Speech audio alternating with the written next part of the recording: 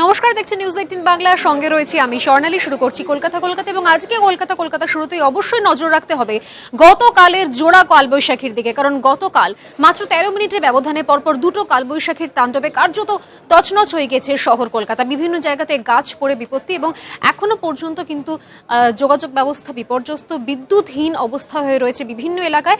এবং সবথেকে বড় কথা, ইতিমধ্যেই মেয়র শোভন চট্টোপাধ্যায় তিনি মৃতদের পরিবার পিছু 2 লক্ষ টাকা করে ক্ষতিপূরণ ঘোষণা করেছেন।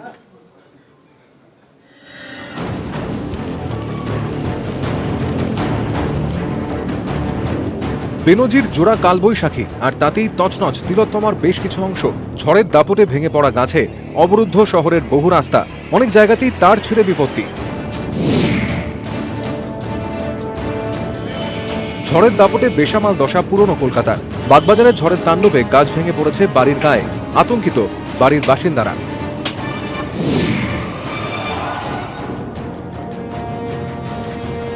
মঙ্গলবারের কালবৈশাখীতে শহরের অন্যান্য জায়গার মতো কাঁকুরগাছিতেও ভেঙে পড়ে গাছ। ভাঙা গাছের ডাল ঝুলে থাকায় যাতায়াতের সমস্যায় পড়তে হয় মানুষকে।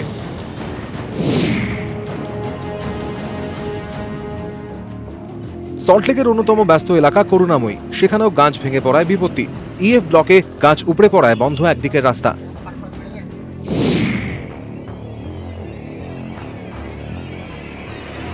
ঝড়ে খারাপ অবস্থা বিএল ব্লকেরও, গাছ ভেঙে পড়ে রয়েছে বাড়ির উপরে।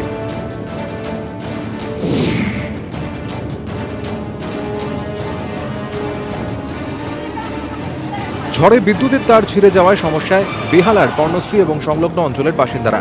রাত থেকে দীর্ঘক্ষণ ছিল না বিদ্যুৎ সংযোগ। সকালে অবশ্য সিএসসির কর্মীরা কাজে হাত লাগায়, ফলে দুপুরের দিক থেকে সমস্যা মেটে।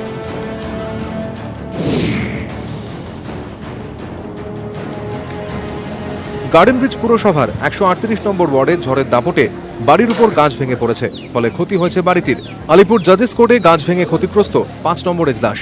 সব মিলিয়ে সরকারি হিসাবে কলকাতা শহর জুড়ে মঙ্গলবারের ঝড়ে ভেঙেছে 250টি গাছ। কম বেশি ক্ষতি হয়েছে 450 বাড়ির। কলকাতা পুরসভার মেয়রের ঘোষণা, ঝড়ের তাণ্ডবে মৃতদের পরিবারকে 2 লক্ষ টাকা করে ক্ষতিপূরণ দেওয়া হবে। মাননীয় মুখ্যমন্ত্রী নির্দিষ্টভাবে নির্দেশ দিয়েছেন কলকাতা পৌর এলাকায় যে যারা মারা গেছেন তাদের পরিবারের কাছে এককালীন 2 লক্ষ টাকা অনুদান দেওয়ার জন্য, এবং যে সমস্ত বাড়িঘর ক্ষতিগ্রস্ত হয়েছে কলকাতা পৌরসভার পক্ষ থেকে আমরা দায়িত্ব নিয়ে সেইগুলোকে সারিয়ে দেওয়ার ব্যবস্থা গ্রহণ করছি। পুরকর্মীদের চেষ্টায় অবশ্য দুপুরের পর থেকেই কলকাতার অবস্থার অনেকটা উন্নতি হয়। ঝড়ের আঁচ সামলে ফের কর্মমুখর মহানগরী। নিউজ 18 বাংলা। গতকালের জোড়া কালবৈশাখীর জেরে কিন্তু কার্যত অন্ধকার নেমে এসছে শহর কলকাতা এবং শহর কলকাতার পার্শ্ববর্তী বেশ কিছু অঞ্চলে, কারণ গাছ পড়ে বিভিন্ন জায়গাতে ইলেকট্রিক তার পোস্ট কিন্তু উপড়ে গিয়েছে এবং প্রায় 20 ঘন্টা লোডশেডিং বিভিন্ন প্রান্তে কলকাতা এবং সল্টলেকের বেশ কয়েকটি জায়গায়। মঙ্গলবার সন্ধ্যায় ঝড়ের পর বিদ্যুৎ চলে যাওয়ায় পানীয় জল সহ অন্যান্য পরিষেবা বিপর্যস্ত। আবির ঘোষাল আমাদের প্রতিনিধি এই মুহূর্তে রয়েছেন আমাদের সঙ্গে টেলিফোন লাইনে। আবির, সর্বশেষ কি খবর পাওয়া যাচ্ছে? দেখো, এখনো পর্যন্ত সম্পূর্ণভাবে পরিস্থিতি নিয়ন্ত্রণ করে উঠতে পারা যায়নি। কিছুক্ষণ আগেও সিএসসির তরফ থেকে সর্বশেষ যে তথ্য দেওয়া হয়েছে সেখানে তারা বলছে 7:30 থেকে 8টার মধ্যে সমস্ত জায়গাতে তারা পরিস্থিতি নিয়ন্ত্রণ করে ফেলতে পারবে। তবে হাওড়ার কতকগুলি জায়গা এবং হুগলির কতকগুলো জায়গাতে সেখানে এখনো পর্যন্ত কাজ করতে সমস্যা আছে। কিছুক্ষণ আগেও তাদের সঙ্গে রাজ্যের বিদ্যুৎ মন্ত্রী কথা বলেছেন এবং আজকে রাতের মধ্যেই যাতে এই পরিস্থিতি নিয়ন্ত্রণ করতে পারা যায় সেই বিষয় নিয়ে তারা কথা বলেছেন। অন্যদিকে ডানকুনি কোল কমপ্লেক্সের কাছে এবং অন্যদিকে হচ্ছে হাওড়ার 3টি জায়গাতে যেখানে WBACDCL এর আছে, যেখানে উচ্চ ক্ষমতা সম্পন্ন বিদ্যুৎ পরিবাহী তার রয়েছে, সেখানেও কাজ করতে সাময়িক একটা সমস্যা হয়েছে। সেটা রাত 10:30টার মধ্যে সেই কাজ সম্পূর্ণ হলে সেই জায়গাতে বিদ্যুৎ আসবে বলেই 2 দপ্তর সূত্রে খবর। ধন্যবাদ আবির। আবির ঘোষাল আমাদের প্রতিনিধি আমাদের সঙ্গে ছিলেন। এ বিষয়ে বিদ্যুৎ মন্ত্রী শোভন দেব চট্টোপাধ্যায় তিনি কি বলেছেন শুনে নেব একবার। হাই ভোল্টেজ লাইন নষ্ট হয়েছে, সেগুলো আগে করা হচ্ছে, কারণ তার থেকে তো লো ভোল্টেজের দিকে যাবে, সেগুলো আগে করা হচ্ছে। সিএসসির যেখানে যেখানে কাজ চলছে সেখানে কোনো কোনো জায়গায় একটু সমস্যা আছে, তাই জন্য ক্যালকাটা পুলিশের সঙ্গে যোগাযোগ করে ক্যালকাটা পুলিশ ওদের যেখানে কন্ট্রোল রুম, সেই কন্ট্রোল রুমে পুলিশ অফিসার বসছেন। রাজ্যে মোটামুটি অধিকাংশ জায়গাতেই ঠিক হয়ে গেছে। কোনো কোনো জায়গায় যদি বিশেষ ডিফিকাল্টি থাকে, এলাকার কোনো রকম সমস্যা থাকে, তাছাড়া এন্টার বেঙ্গলে নর্মাল হয়ে যাবে সবকিছু। ব্যবধান ছিল মাত্র 13 মিনিট এবং 13 মিনিটের ব্যবধানে জোড়া কালবৈশাখী আছড়ে পড়ে শহর কলকাতা এবং সংলগ্ন অঞ্চলে। আবহাওয়াবিদরা বলছেন যেটা প্রাক বর্ষার কালবৈশাখী এবং বিগত 72 বছর এই ধরনের কালবৈশাখীর সাক্ষী থাকেনি শহর কলকাতা। এই কালবৈশাখীর উৎসস্থল ছিল পূর্ব বর্ধমান এবং হুগলির সীমানা। মঙ্গলবার সন্ধ্যেবেলা প্রবল ঝড় আছড়ে পড়েছিল কলকাতা সহ দক্ষিণবঙ্গে। ভরা অফিস টাইমে 13 মিনিটের জোড়া কালবৈশাখীর দাপটে কেঁপে উঠেছিল কলকাতা। পরিস্থিতি স্বাভাবিক হতে রাত কাবার। বিধ্বংসী এই ঝড় আসলে প্রি মনসুন বা প্রাক বর্ষার কালবৈশাখী বলছেন আবহবিদরা। প্রথম ঝড়ের গতিবেগ ছিল ঘন্টায় 84 কিলোমিটার, দ্বিতীয়টির গতিবেগ ঘন্টায় 98 কিলোমিটার। হাওয়া অফিসের পরিসংখ্যান বলছে 2012 ঘন্টায় 96 কিলোমিটার বেগে কালবৈশাখী আছড়ে পড়েছিল শহরে। 2013 কালবৈশাখীর গতিবেগ ছিল ঘন্টায় 116 কিলোমিটার। 2018 পয়লা এপ্রিল ঘন্টায় 84 কিলোমিটার বেগে কালবৈশাখী আসে শহরে। ছোট মেঘপুঞ্জ থেকেই এমন কালবৈশাখীর উৎস। ঘূর্ণাবর্ত বা অক্ষরেখার জেরে জলীয় বাষ্প ঢুকে জমাট বেঁধে তৈরি হয় বজ্রগর্ভ মেঘ। তার থেকেই তৈরি হয় মেঘপুঞ্জ, আবহবিদদের ভাষায় সেল। এই সেলের শক্তির উপরই নির্ভর করে কালবৈশাখীর গতি প্রকৃতি। মঙ্গলবার দুপুর 2টোর পর থেকে বাঁকুড়া সহ পশ্চিমের জেলাগুলিতে সেল তৈরি শুরু হয়। বিকেল 4টের পর সেল তৈরি হয় হুগলি ও পূর্ব বর্ধমানে। আরেকটা সেল তৈরি হয় উত্তর 24 পরগনা ও নদিয়ায়। 6:55 নাগাদ হুগলি ও পূর্ব বর্ধমান সীমানায় এই দুই মেঘপুঞ্জ মিলে শক্তিশালী আকার নেয়। সেই সেল হুগলি ও হাওড়া হয়ে সন্ধে 7:20 কলকাতার বুকে আছড়ে পড়ে শক্তিশালী কালবৈশাখী হয়ে। এরপর 24 পরগনা হয়ে বাংলাদেশের দিকে চলে যায় বিধ্বংসী ঝড়।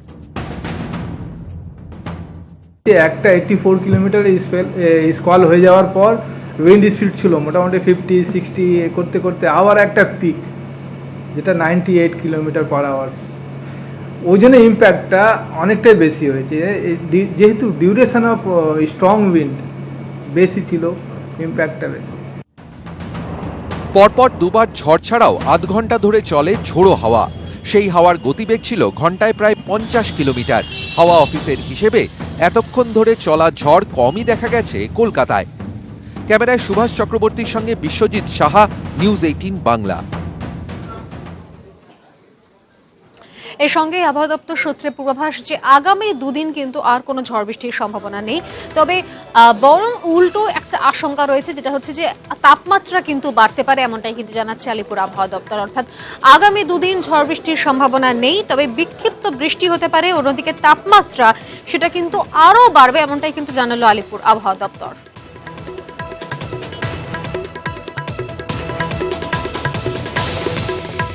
এই নিয়ে কথা বলতে এই মুহূর্তে মধ্য কলকাতা থেকে আমাদের সঙ্গে রয়েছেন আমাদের প্রতিনিধি বিশ্বজিৎ সাহা।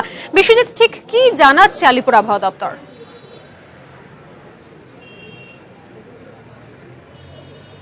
দেখো, আবহাওয়া দপ্তরের পূর্বাভাস ছিল যে এ সপ্তাহে গরম বাড়বে, অর্থাৎ তাপমাত্রা বেশ কিছুটা বাড়বে। কলকাতায় 38 এবং জেলার ক্ষেত্রে 40 ডিগ্রি পেরিয়ে যাবে তাপমাত্রার পারদ, এমনটা ইঙ্গিত কিন্তু বেশ কিছুদিন আগে থেকেই ছিল। মাঝখানে এই কালবৈশাখী ঝড় এবং বৃষ্টি, গতকালের যে ঝড় বৃষ্টি, তার জেরে তাপমাত্রা প্রায় 10 ডিগ্রি নেমে যায়।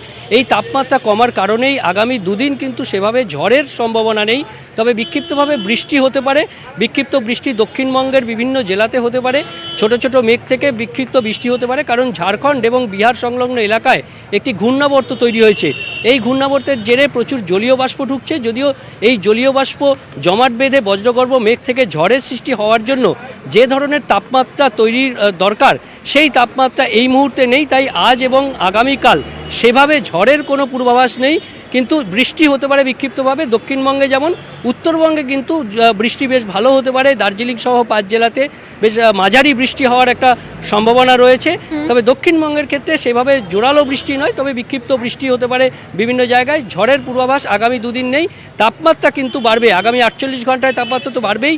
এই সপ্তাহের শেষের দিকে কলকাতায় 38 ডিগ্রি পেরোতে পারে তাপমাত্রা।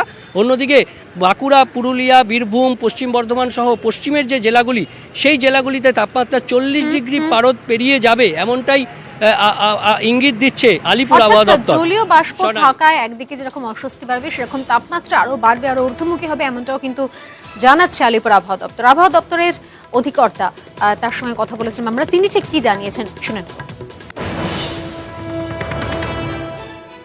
ঝাড়খণ্ডের উপরে ঝাড়খণ্ডের অ্যাডভানিং বিহারের উপর একটা ঘূর্ণাবর্ত রয়েছে 0.9 কিলোমিটার পর্যন্ত। ময়েশ্চার খানিকটা আমাদের রিজনে ঢুকছে।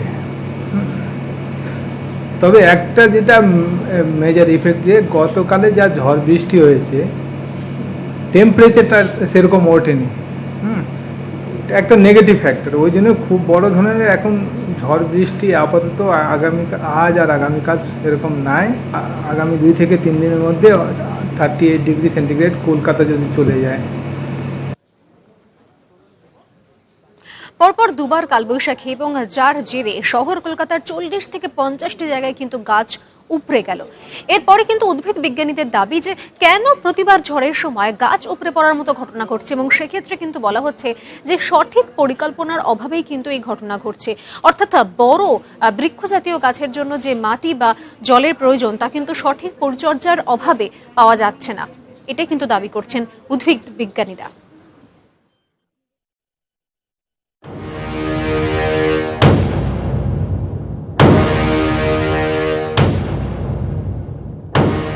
মঙ্গলবার জোড়া কালবৈশাখীর দাপট সামলে শহরে বেরিয়েছিল নিউজ 18 বাংলার ক্যামেরা। উত্তর থেকে দক্ষিণ আমাদের ক্যামেরায় ধরা পড়েছে বিভিন্ন এলাকায় গাছ ভেঙে পড়ার ছবি।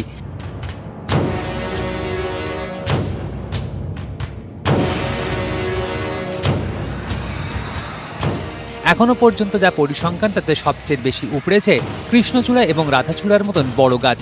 প্রায় প্রতিটি জায়গাতেই দেখা গিয়েছে মাটি আলগা হয়ে বেরিয়ে এসেছে শিকড়।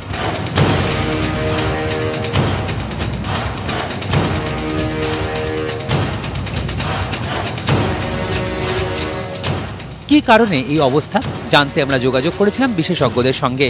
তাদের মতে শহরে বৃক্ষরোপণ প্রয়োজন, কিন্তু তাতেও পরিকল্পনার ছাপ রাখতে হবে। মাটিও ঠিক মতো নেই, সেখানে তোমার বিভিন্ন রকম খোয়া বা পাথরের টুকরো ইত্যাদি সব রয়েছে, এবং টেলিফোনের তার, ইলেকট্রিকের তার মাটির তলা দিয়ে যাচ্ছে। তাহলে শিকড় বাড়ার কিন্তু প্রয়োজনীয় জায়গাটা পাচ্ছে। শুধু রাতে নয়, শহরের সকালেও ছবিটা এক। টালা থেকে টালিগঞ্জ প্রতিটি জায়গাতেই গাছ উপড়ে পড়ার পিছনে ধরা পড়েছে মাটি আলগা হওয়ার ছবি।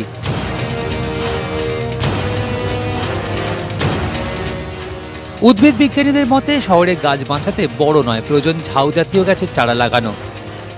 বড় বড় ট্রিজের বদলে আমরা যদি শ্রাব লাগাই তাহলে কিন্তু গাছ উপড়ে যাওয়ার চান্সটা কম থাকে।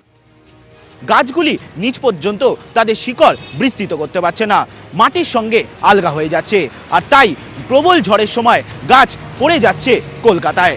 এমনই মনে করছেন বিশেষজ্ঞরা। ক্যামেরায় সুদীপ গুচাইতের সঙ্গে সোমরাজ বন্দ্যোপাধ্যায়, নিউজ 18 বাংলা, কলকাতা।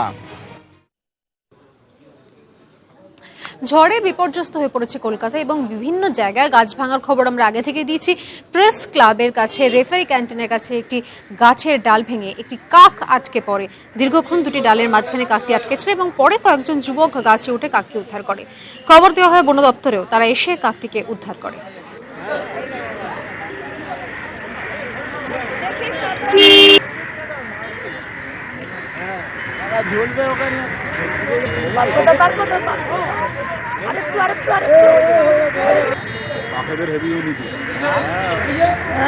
মানুষের উপর করবে তারা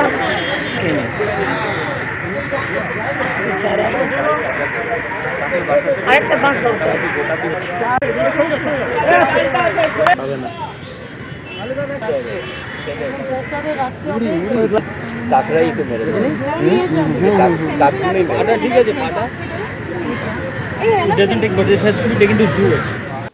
ফিরে এলাম বিরতির পর। আজও ফয়সলা হলো না পঞ্চায়েত মামলার। টানা 2 দিন ধরে শুনানি চললো, কিন্তু আজও শেষ পর্যন্ত কোনো সমাধান সূত্র পাওয়া গেল না, কোনো ফয়সলা হলো না। এবং নির্বাচনের দিন ঘোষণা করার সময় কোনো পদ্ধতিগত ত্রুটি ছিল কিনা সেটাও কিন্তু রাজ্য নির্বাচন কমিশনের, সে বিষয়ে এই প্রশ্ন কিন্তু তুলে ধরা হয় পঞ্চায়েত মামলার শুনানিতে। বিচারপতি সুব্রত তালুকদারের প্রশ্ন তোলেন যে নির্বাচন কমিশন ভুল করলে শুধরে দেবে কে। বামেদের আইনজীবী বিকাশ ভট্টাচার্যের দাবি, সর্বদলীয় বৈঠকে ভোটের দিনক্ষণ জানানো হয়নি, অথচ তারপরই তড়িঘড়ি দিনক্ষণ ঘোষণা হয়। দ্রুত মামলার শুনানি শেষ করতে আর্জি জানান তৃণমূলের আইনজীবী কল্যাণ বন্দ্যোপাধ্যায়। দ্রুত শুনানি শেষ করাই আদালতের অগ্রাধিকার বলে জানান বিচারপতি সুব্রত তালুকদার। বৃহস্পতিবার ফের এই মামলা শুনানি। যে কোর্ট সংবিধানকে চালু রাখার, সংবিধানের বিশুদ্ধতা রক্ষার জন্য দায়িত্বপ্রাপ্ত হয়েছেন, সেই কোর্ট যে কোনো সময় যে কোনো বিষয়ে যা মানুষের অধিকারের জন্য এবং গণতান্ত্রিক নির্বাচনকে সুসংগতভাবে পরিচালনা করবার জন্য হস্তক্ষেপ করতেই পারেন। যারা বলছেন যে কোর্টের কোনো অধিকার নেই, তারা আইনসঙ্গত কথা বলছেন না, এটাই বলবেন। মহাভারতের সময়ও ইন্টারনেট ছিল, স্যাটেলাইট ছিল এবং তার মাধ্যমেই পাণ্ডব কৌরবদের যুদ্ধ দেখে ধৃতরাষ্ট্রকে বর্ণনা করেছিলেন সঞ্জয়। এমনটাই কিন্তু জানালেন আজ ত্রিপুরার মুখ্যমন্ত্রী বিপ্লব দেব। এই মন্তব্যের পরই সমালোচনার ঝড় ওঠে। মুখ্যমন্ত্রীর পাশে যদিও দাঁড়িয়েছেন ত্রিপুরার রাজ্যপাল তথাগত রায়। রাজ্যপালের টুইট, ওই সময়ের পৌরাণিক জগতের উদাহরণ দিতে গিয়েই এই মন্তব্য করেছেন মুখ্যমন্ত্রী। আগরতলায় এক কর্মশালায় বিতর্কিত মন্তব্যটি করেন ত্রিপুরার মুখ্যমন্ত্রী। ये देश वो देश है जिसमें महाभारत में संजय ने बैठ के धृतराष्ट्र को युद्ध में क्या हो रहा था बोल रहा था। तो इसका मतलब क्या है? टेक्नोलॉजी था, इंटरनेट था, सैटेलाइट थी। संजय के आंख से कैसे दिख सकता वो? उसका मतलब टेक्नोलॉजी थी। খেলতে এসেছিলেন কলকাতা এবং তারপর হাজিরা দিলেন লালবাজারে। ক্রিকেটার মোহাম্মদ শামি তিনি লালবাজারে হাজিরা দেন এবং আজ প্রায় 3 ঘন্টা তিনি ছিলেন লালবাজারে। স্ত্রী হাসিন জাহানের অভিযোগের ভিত্তিতে তাকে তলব করেছিল পুলিশ। এদিন সকালে লালবাজারে হাজিরা দেন স্বামীর দাদা মোহাম্মদ হাসিবও। এদিন বেশ কিছুক্ষণ জিজ্ঞাসাবাদ করা হয় মোহাম্মদ শামিকে। পুরো জিজ্ঞাসাবাদ পর্বটি রেকর্ড করা হয়।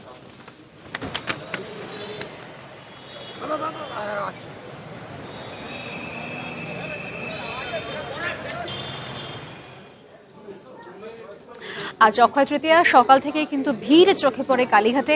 মানুষজন পুজো দিতে ভিড় জমান, সঙ্গে থাকে হালখাতা নিয়ে মন্দিরে পুজো দেওয়ার ব্যবসায়ীদের ভিড়ও।